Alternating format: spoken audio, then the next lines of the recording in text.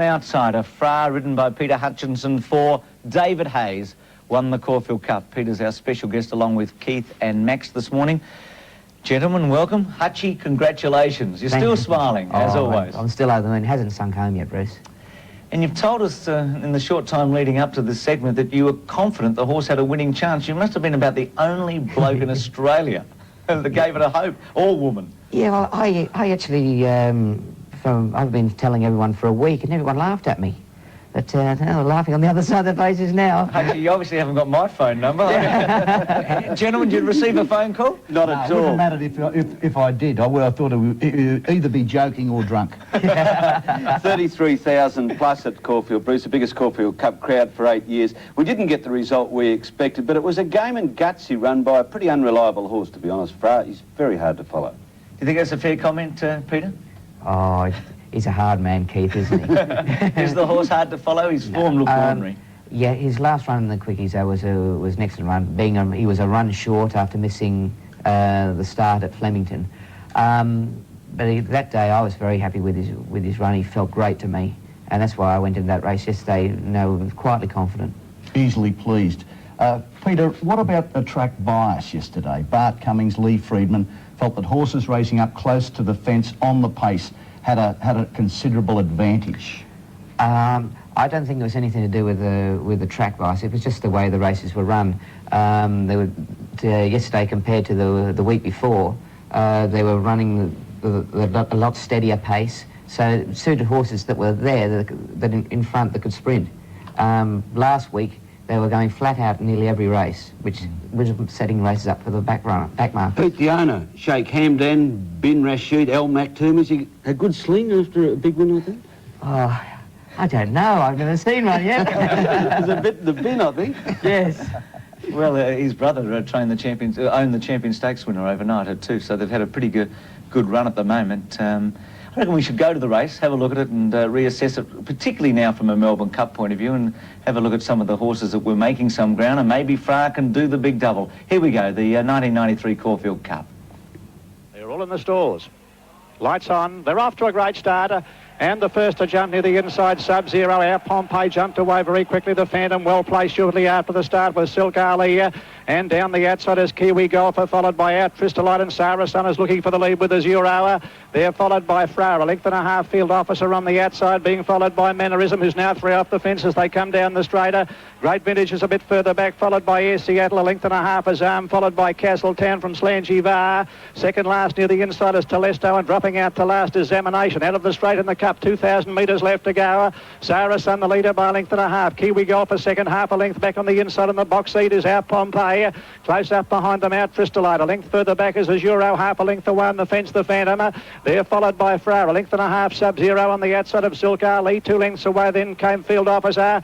They're followed by Air Seattle. 1 length further back is Mannerism as the field starts to spring out, a length and a half then. Further back is Great Vintage over on the outside of Castletown, closely attended by Azama. Then Slangivar, who's third last, followed by Telesto, and Examination has dropped out to last. They're climbing the hill with about 1,300 metres left to go, and Sarah Sun is cutting them along by over a length to Kiwi Golfer. In third place on the rails, Our Pompeii, Tristolite just in behind them, and she was being followed closely by Azuro. The Phantom is getting a perfect run on the inside of Fra. They're followed next over on the inside by Silk Ali, and just behind them, moving forward then around the outside, is a field officer being followed closely by Sub-Zero. On the rails here, Seattle Mannerism's a fair way back in the field at that point, followed by Slangivar commencing a move. Castletown, Azam is third last on the inside of Examination, and Telesto is last of all. 800 metres out in the Cup. Sarah Sun by a half length. Kiwi Golfer is second out. Tristolite on the outside of Our Pompeii with the run of the race. They're followed by Azuro just in behind them. Fra is making ground, and then came the Phantom, and further back in the field came Silk Ali, who's looking for a run. Just in behind them, around them goes Sub-Zero, and further back in the field around the outside, Examination and Great Vintage as they come around the home turn. Sarah Sun tackled by Kiwi Golfer, and looming up on the outside is Fra, and Our Pompeii is under the whip looking for a run as they straighten up. Silk Ali followed further back by the Phantom, and Great Vintage is a long way back, halfway down the running. Kiwi Golfer's hit the front, tackled by Fra down the outside, running on well Our Pompeii, and then Sarah Sun, the Phantom, Silk Ali from a long way back, but Fra's in front with 100 metres left to go. Our Pompeii is flashing home, Fra in front, and Fra, I think, may have just held up Air Seattle, who's come with a big run down the outside. Fra and Air Seattle in a photo in the Caulfield Cup, followed by Am Pompey, Telesto, Silk Ali. Oh, Hutchie, what do you do during a race like that when you're travelling so well? Smile, Bruce. Smile. Yeah, I felt confident from a long, long way out. I just end up with the perfect run of the race. And even there at the mile marker, alongside there, Jim Walker, and I just looked over him and said, well, geez, we've ridden these a treat, haven't we? Jim Walker, who was riding the Phantom, you actually Yeah. spoke to him at the mile and said that to him? Yes. So, and we certainly did. What did you... Oh, sorry, Bruce. Go on. Shane Dye deprived of a Caulfield Cup win by the same margin as last year. Any conversation between you and Shane after the race? Were you sure you'd got there? I wasn't sure. I was too frightened to look over to see where he was, but I thought I might have just kept the bobbin on the line. But you can never be confident until you see that number go in the frame, and that's the sweetest sight of all. Isn't it nice to say that, gee, haven't I ridden this a treat? Yeah. I don't want to be a narc, but what did you think after that race on Wednesday? Oh, well, I was devastated on Wednesday. Now, whether it meant an extra crack with the whip would have made the difference, I don't know, but who cares now? Well, maybe the people that back Marrakesh. Yeah. We should mention that in the Coonji Handicap, you seem to have the race won. You were hands and heels on Marrakesh, and Silk Ali was able to get over the top of you in the last little bit. Just jumped out of the ground and got me, but I was riding hands and heels to the line, but as I say, I had to put the whip away and straighten the horse, and I felt confident that I had the race won, and you're never going to be too confident. You need the psychological build-up then, Hutchie. Is it true that you left the course in tears on Wednesday? Oh, I was devastated, absolutely devastated. I didn't actually shed a tear, not quite, but I was pretty devastated. What about with David? I mean, what sort of a bake did David Hayes give you on Wednesday? Well, put this way, he didn't have to. No, I think they knew perfectly well. I just got up and I said sorry, and I couldn't talk to them, and they were just. I was really sort of torn apart inside. Well, I've got to give you 10 out of 10 really for courage, for your attitude over this, because a lot of jockeys could have said, no, I'd give it every chance. The stewards were satisfied with the ride, but only you know. You're beaten 2 inches, only you know whether you could have got another 2 inches out of that horse. And obviously, if you had to do the same thing again, you would have done it differently. You could well have walked away, as many jockeys do, and say, give it every chance. And it would have been an arguable point. So congratulations on that aspect. And David Hayes, he made the comment that Hutchie's gone from drop your hands, Hutchie, to golden hands, Hutchie, in 3 days. Well, speak of the devil, and he's not really a devil, David Hayes, this is what he had to say to Keith after the win. In fact, Keith's just about to interview you, I think. I'll tell you what we're going to do. Go to David Hayes. I've jumped the gun here, but we're going to go to David Hayes now. It was a big thrill, Keith. I've had a couple close seconds, and to fall in like that, it was fantastic. This is a horse that you described as a skirt tip, one for the ladies.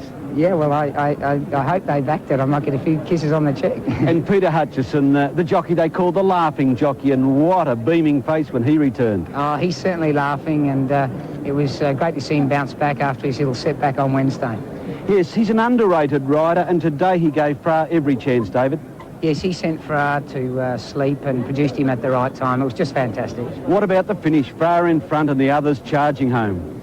I was panicking. I rode him probably harder than Hutchie the last spell, and I've lost my voice. First on the scene to congratulate you, your dad, Colin. He's tasted Caulfield Cup success multiple times.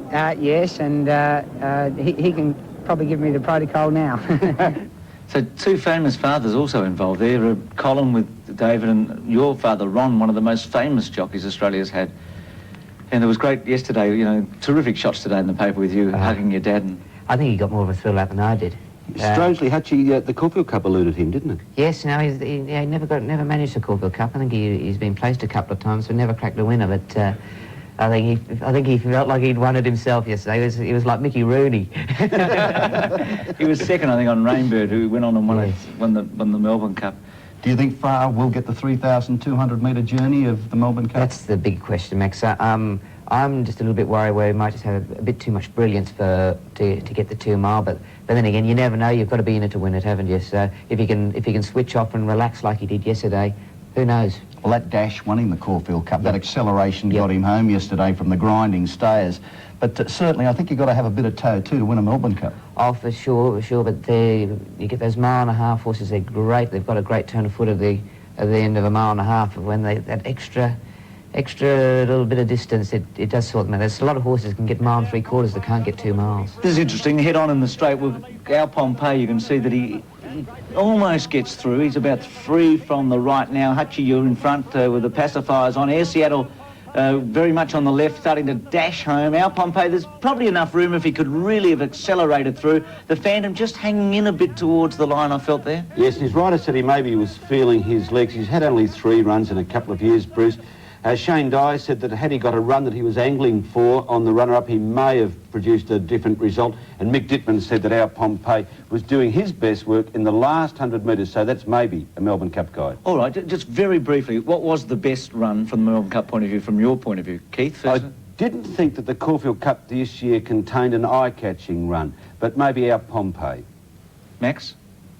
What was wrong with Air Seattle? I think you need my glasses. It was an outstanding How'd you like to wear Max's glasses, Keith? Melbourne Cup trial. It's certainly, I think Shane Dye rode it a good race with a few breaks. He may have won it, but certainly he rode it well. The horse was 1 run short, I think, of his peak. He'll be at his peak at the Melbourne Cup. He'll be a better horse than the Melbourne Cup, and will be very hard to beat the Melbourne Cup. Surprise, there's 2 eyes in your glasses. Max, the Northern Hemisphere horses are here in the Cup too, and Hutchie is going to ride one of them track work. Drum Taps, you got any idea of how they'll measure up, Peter?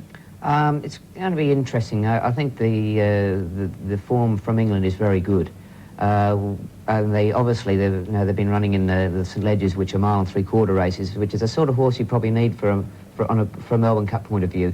You need a fast stayer. Okay, well, but Drum Taps and Vintage Crop. Vintage Crop has been very heavily backed, I believe, and he's into about 7 to 1.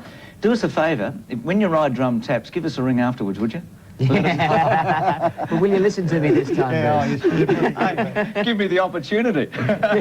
Congratulations, Peter. Thank you very much. Tremendous result for you, and well deserved. We're going to take a break. Hutchie's going to vacate his seat, and Max and Keith and myself will look at the other races from yesterday and the 1,000 guineas. Welcome back. We're going to wrap up the Caulfield Cup and Melbourne Cup and then have a look at some of the other feature races at Caulfield yesterday and on Wednesday. Keith, firstly, the weight situation with Ferrari. Had 54.5 yesterday. He's got 54 in the Melbourne Cup. Has he or will he be re-handicapped? Unfortunately, I can't tell you that, Bruce. He is eligible for a 4.5 kilo penalty, but it won't be announced until about midday. I would imagine that he will be treated leniently in the same frame as Ming Dynasty was as a suspect stayer, but that's my opinion. So what, a guess of 1 to 1.5, do you think? 1.5 maximum from me. What do you think, Max? I wouldn't argue with that theory, but you're missing the real horse out of yesterday, Pratara's Bay, who won in Sydney. Now, he too is eligible for a re-handicap. He's got 48 in the Melbourne Cup. A very promising horse. Touch a freak about this bloke. He could come right into Melbourne Cup contention. You're not fair, Deacon. The Tattersalls Cup yesterday, you're comparing a horse that won that race to the horses that ran at Caulfield yesterday. Oh, yeah. Well, our Sydney form is that ordinary, Bruce, as you've seen right throughout the carnival. Well, what about your Metropolitan Handicap winner? That's your traditional Cups guide. Course, it finished yes. last yesterday. Yes, on a bog track, which I said they're bad track horses. Was it a bad track at Caulfield? Some say it was. I thought it was a perfect track at Caulfield. They were not conditions to suit the likes of Zamination or Azam. Well, Cavalieri ran second to your Pratara's Bay yesterday. Has he got any hope in the Melbourne Cup? I wouldn't carry any of mine because he's not a winner, but nevertheless, he's not a bad racehorse either. It was the manner with which Pratara's Bay beat him that was the eye-catching aspect of it. You keen to back Pratara's Bay? Well, I think Gay Waterhouse has improved Pratara's Bay drastically, but I don't know about Melbourne Cups. I think Max is dreaming a little there. He's down here, but his mind's still in Sydney. But nevertheless, if I'd said to you last week, Fra in the Caulfield Cup, you would have said, well, I was having something other than the normal nutrient. So that's racing. And when you get an improving horse with no weight, is this a vintage year? That's what I'd ask you, now, gentlemen. take note, is this a vintage Melbourne Cup year? Well, was it a I don't know vintage whether... Caulfield Cup? No, it wasn't a vintage Caulfield Cup, but it could be a vintage Melbourne Cup if Viander Cross runs and Drum Taps and Vintage Crop. Let's look at the market. And by the way, Max, we've got to take note that you didn't mention Fra a week ago because he'll be claiming it, Keith, this time. Of course he will. Not at all. Yeah. See, I And want just remember too that he's put a lot of rubbish on the imports. Vintage Crop, there he is now on the second line of betting, as you mentioned, Bruce, has been the subject of one individual massive bet. Gee, you might be right, Max, when you look at 5 to 1 Our Pompey, the Phantom Great Vintage, that none of them, well, they're going all right, but great vintage at 5s you wouldn't want to take. Have a look at a horse like Sub-Zero that is very short in the market there. If you get a hard, fast track for Sub-Zero, he's got no hope. He's got to have rain. So there are so many imponderables about this cup. But the one thing that stands out to me as we sit here, it is not a vintage cup, as the Caulfield Cup was not a vintage. They're only Caulfield made Cup. vintage with the past, though, Max. You look at Kingston Rule. He went to the Melbourne Cup via a Moonee Valley Cup win, and yet he ran the fastest Melbourne Cup winning time on record. They become vintage after the event, not before it. And Viandacross could still be a key here. If he runs a big race in the Cox Plate, doesn't go to Japan, then you wouldn't count him completely out. That's the point, and what a race that's going to be next Saturday, the Cox Plate. Well, let's go to the other races at Caulfield. We start with the Maya Stakes. Cogitate just bolted in. Had a good run all the way. He was about 4th and 5th on the fence in the red colours. Just one was heavily backed here. I don't think he was suited. He was about 7th the fence. I think he's a horse that needs a lot of galloping room. Likes to sweep around them, and yesterday he got cluttered up a bit. But Cogitate, most impressive. He's got an excellent Caulfield record, and on this run you'd say that there is number 9 sitting behind the pace. On this run you'd say that he's going to be a chance at Flemington during the Cup Carnival. Sure, the leader there is Cocky Bow. Now this performance from Cocky Bow probably earned him a trip to Hong Kong for the Hong Kong Bowl in mid-December. But here comes Cogitate now, and his time of 1:22.7 was only half a second outside Beau Rogue's record. So we're watching a pretty good sprinting horse here, and a horse that was bought for only $8,500. On the subject of track bias, how could a horse, any horse racing behind Cogitate, give him 2 lengths start, run home and beat him with the time, the run he had and so forth? Well, he had the ability to be there anyway, didn't he? Certainly. No, I think that's a tick in favour of that. Caulfield was fair yesterday. Pattern of racing certainly suited those up handy, but I don't think you can call it a bias. And on the track, if I may mention, the lightest stewards report ever on a Caulfield Cup yesterday, Bruce, it was virtually incident-free. And it can be a very rough race. So Traditionally that was a terrific result. The Norman Robinson yesterday, maybe a guide to the Derby, who knows. Mick Dittman, it was great to see him break back. He's had such a long run of outs and a lot of personal problems, and it's been a tough time for Mick. He caught 3 wide here, probably had to go a little early on Battle Hawk, who was very heavily backed yesterday. Waikika Mukau in the cerise colours, not quite in the screen at the moment. Fine recipe up the back, but Mick's sitting out there. Jogging. Yeah, he is. He's waiting still. Waikika Mukau gets held up here. You'll notice almost turns side on, now switches to the extreme outside, giving Battle Hawk 4 lengths, I guess, not quite wound up. Does take a lot of ground off him from a Derby point of view. I thought that the winner Battle Hawk was good, staying out wide. A good trial for the WAMI Victoria Derby. Mick Dittman will be replaced by the suspended Greg Charles. Did you like Waikika? Well, it's one of your favourites, Waikika Mukau, isn't it? Yeah, Waikika Mukau raced well. I just don't know whether he's got the quality to beat Mahogany. He's a handy horse. He might pick up a race over the carnival, but I don't think it'll be the You're going to be in a Derby. dilemma, Mahogany and Waikika Mukau clashing, Max. There's only one, Keith. Mahogany Max has spoken, Bruce. Mahogany Max. It doesn't look to be a vintage. Again, we say this. It doesn't look to be a vintage year for the Derby, does it? One yet to come out of the ruck. Perhaps it's Mahogany. He's certainly the nominal favourite at this stage. Well, there's a horse who won in Adelaide called Striking Twig yesterday. He won the same race that McBrave won last year before he came and missed out in the Derby. He's a really good horse, and he's only had 5 starts. He might be a late one. So watch for him. Okay. Striking Twig. So Battle Hawk and Mick Dittman. The Tristark Stakes, good win here by the, oh dare I say it, Mingling Glances from New South Wales, but her form looked good. And the thing here, the reason I think she was back from 7s to 5s, he knew she'd be close to the pace. She's sitting 5th on the outside, blue cap, blue sleeves with the stars, and had a good run all the way. Take the roads outside of the leader with Tariq, and Excited Angel never got into the race. This looks, Max, to be a very, very good horse. She is an above-average mare. Given a nice run in that race by Rodney Quinn, she proves too good. If you knew she was going to get that sort of run, you just had to be on her. Of course, that's the query. Caulfield, Sydney mare, but nevertheless, she's good. And she showed it there. And a point that's coming very much to our eye in the past 10 days is Sydney form's good form. Sydney struck during the week too, didn't they, in the 1,000 guineas? Yeah, any excuse for Excited Angel from that run, you say? Again, I mean, back marker, had to cover a lot of ground. How is a back marker going to give a good filly like Mingling Glances that sort of start and sprint home better? Gee, not related, gave Rubik a fair start on Wednesday and got over the top. Wednesday, rail out 6 metres, different set of circumstances. Tommy Smith won 28 premierships in Sydney for having horses ridden up close to the lead or dictating the pace, not giving starts. It's American-style racing, and maybe we're switching to this. Maybe this will be the way of racing of the future here, Bruce. What, on the pace and fast pace? Yeah. On fast tracks, on Caulfield. Caulfield, I believe, is traditionally a front-runner's track when you get fast going. Well, it wasn't on Wednesday, and we're about to see in the 1,000 Guineas where Arborea comes with a terrific run.